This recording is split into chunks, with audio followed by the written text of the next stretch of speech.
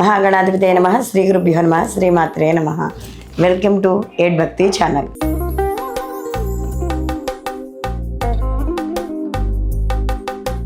రవి గ్రహ సంచారం. రవి ప్రతి మాసము కూడా ఒక్కొక్క రాశి మారుతూ ఉంటాడు. అంటే ఈయన సంవత్సరం తిరిగేసరికల్లా 12 రాశుల్ని కూడా ఈయన సంచారం చేయడం అనేది జరుగుతుంది. అదేవిధంగా ఈ రవి కారకత్వాలు కానీ చూసుకున్నప్పుడు రవి గ్రహాలకి రాజు. అలాంటి రవి ఈ యొక్క గ్రహ మార్పు ఏదైతే ఉందో ఈ మార్పు వల్ల ప్రతి రాశికి కూడా శుభ అశుభ ఫలితాలు అనేవి ఖచ్చితంగా ఉంటాయి.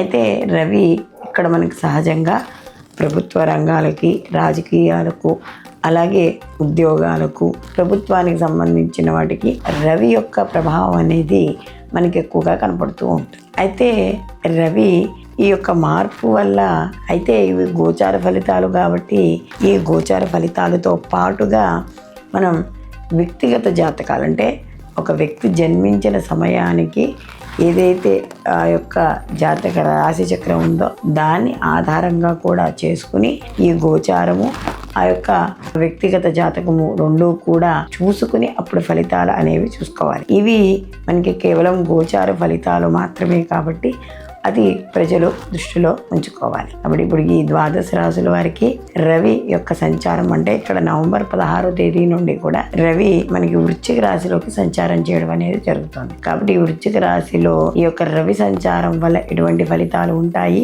అనే విషయాన్ని తెలుసుకుందాం. తులారాశి వారికి చూసుకున్నప్పుడు ఈ యొక్క రవి ద్వితీయ స్థానంలో సంచారం చేయడం అనేది జరుగుతుంది. ఎప్పుడైతే ద్వితీయ స్థానంలో సంచారం చేస్తున్నాడో సామాన్యంగా ఈ యొక్క శిరోవేదన, వ్యాధి లేదా మైగ్రేన్ ఇలాంటి వాళ్ళు ఎవరైనా ఉంటే వాళ్ళకి కాస్త ఇబ్బందులు పడే అవకాశం ఉంది. సంతానపరంగా వాళ్ళ యొక్క స్నేహితులు వాళ్ళ యొక్క అవి కూడా చూసుకోవాలి. అలాగే నూతనంగా ఎవరైనా పరిచయం అవుతుంటే కూడా వాళ్ళ యొక్క గురించి పూర్తిగా తెలియకుండా మీ యొక్క సమాచారాలు ఇవ్వడం అనేది మంచిది కాదు. అలాగే మానసిక ఇబ్బందులు లేదా మనస్తాపము, కొద్దిగా అశుభ వార్తలు వినడం వల్ల కొద్దిగా ఇబ్బందులు ఇలాంటివన్నీ కూడా చోటు చేసుకుంటాయి. అలాగే చేసే వ్యాపారాలు, వృత్తిపరంగా కూడా చిన్న నష్టాలు లేదా మాట పట్టింపులు, ఒక్కోసారి ఉద్యోగం పోతుందేమో అనే భావన ఇలాంటివన్నీ కూడా చోటు చేసుకుంటాయి. రైతులు, వ్యవసాయ రంగంలో ఉన్న వాళ్ళందరికీ కూడా కాస్త ఇబ్బందులు అనేవి ఉంటాయి. అలాగే మీడియా రంగం, రాజకీయ రంగాల్లో ఉన్న వాళ్ళు కూడా సామాన్యంగా ఉంటుంది. అనుకున్న పనులు సకాలంలో అవ్వకపోవడం వల్ల కాస్త ఇబ్బందులు అనేవి చోటు చేసుకుంటాయి. అయితే చేసే వృత్తుల్లో వాటిల్లో కూడా, అంటే వ్యాపార పరంగా ఏమైనా కొత్తగా చేపడుతుంటే అవి కాస్త నష్టం కలిగించే అవకాశం అనేది కనబడుతోంది.